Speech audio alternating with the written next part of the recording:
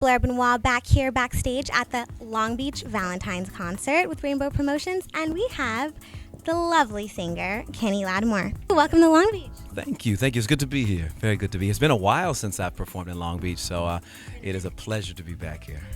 So how does it feel? How was your performance? Tell me a little bit about the audience, energy. Oh, the audience is great. It's a huge audience. I just came back from filming some very intimate shows, so it's a nice transition to be in front of a big audience again. I was very grateful to be a guest of Michael Lington's tonight. I was able to perform with him several other occasions, as well as record the song Gonna Love You Tonight on his album. So we've become great friends and try to do as much together as possible, but I was grateful that he asked me to come tonight. Yeah. Well, we love Michael. Tell me a little bit, how did you guys get to meet and get to work together? Actually, a gentleman named by the name of Barry Eastman was producing Michael's latest album, Soul Appeal, and Barry Eastman happened to be the producer on my song For You. And he paired us together. He just said, you know what, I think this will be a good match. And if we wanted to do it, and I said, I didn't know him much. You hear little things here and there, but then when you connect with somebody, then you got to get all their music and you got to do everything, and you just are like, oh my gosh, this is a great guy. It becomes beyond the music. After a while, there's a brotherhood, and it's just a fantastic connection all together. So every time we get to perform like that, we absolutely do. That's beautiful, and we love that. And the audience, I'm sure, loves to see that connection on stage. Speaking of connections, it's been a minute since you've been performing, and last year you had your album, I think, first in 8 years, right? First in 8 years. So tell us a little bit about what it's like to be back here and how that feels, and just kind of your journey. It feels amazing to be back. I took about 7 years where I did perform, but I didn't do any extensive touring. I didn't release any albums for about 7 years while I raised my family. Raised my son, but my family went through a transition. That's kind of raising your family too, right? Yeah, I kind of raised my family up and transitioned them, and just tried to make sure that I did more than just see my son occasionally on the weekends or what have you, but really work on the foundation of who he would be, the fabric of who he would be as a man. And that meant me being in the classroom with him a lot of times, being with his friends, going out, understanding who he was from a core, and knowing that in the formative years, you don't get a do-over. You just don't. As an adult, sometimes things can pass and you can come back and say, well, do you realize that this you needed a change in or that? But when you're like between the ages of 7 and 12, or 5 and 12 even, it's so important that there's guidance through all of those years. So I was so happy that really God blessed me to be able to do it, because it's not easy to take off. Particularly when you have a lifestyle and bills and things, and then it adds to it when you have the kids. So I was really blessed to be able to spend those moments with him. Those formative years. That's beautiful. So you speak about kind of wanting to make sure you're the weaver of the fabric of the character of your son. Who has helped weave the fabric of your character? I would say my mom initially, because she did not live as long. She died when I turned 21, and but it was amazing that another thing, in the infinite wisdom of God, he knew she would only be here for that time period. So we had a special closeness in that time period.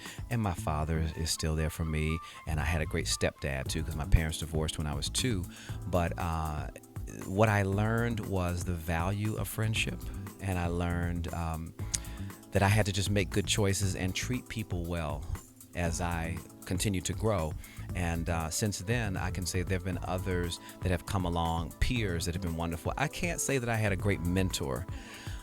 And as a result of me not having that great mentor, I think I have longed to be that for young men coming up, a source for information, a source for a character building, accountability, and like really pushing them towards greatness.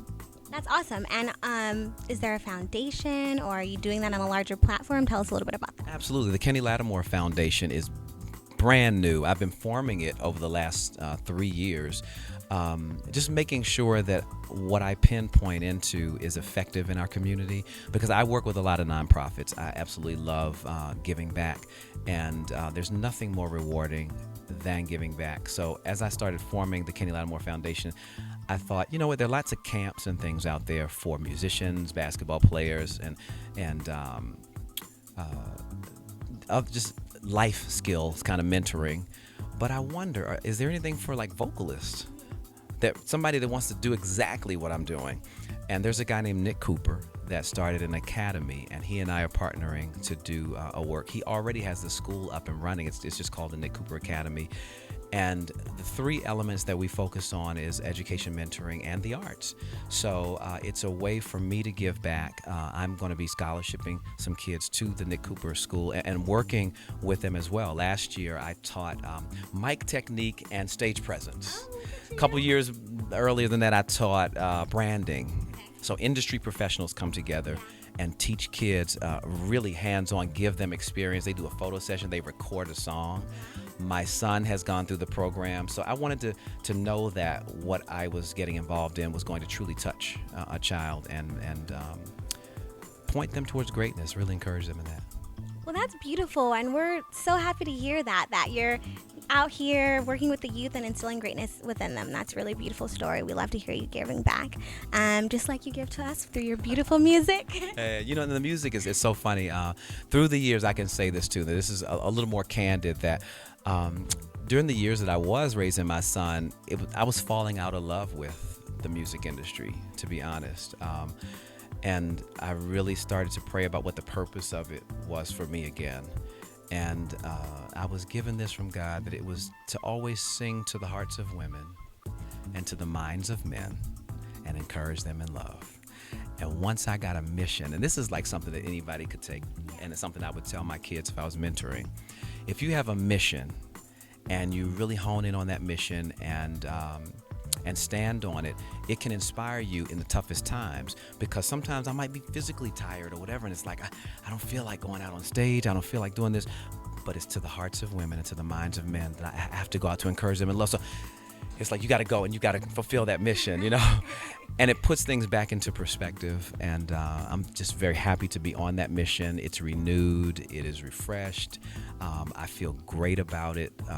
You're going to see me a lot of places because I'm surrendering to that mission so that I can just continue to inspire people towards love. Well, praise God that you are back in love with the music industry, because we have always been in love with you. And no better day to get that news than the day before Valentine's Day. So great show, Kenny. Thank you so much for your time. Thank you so very much.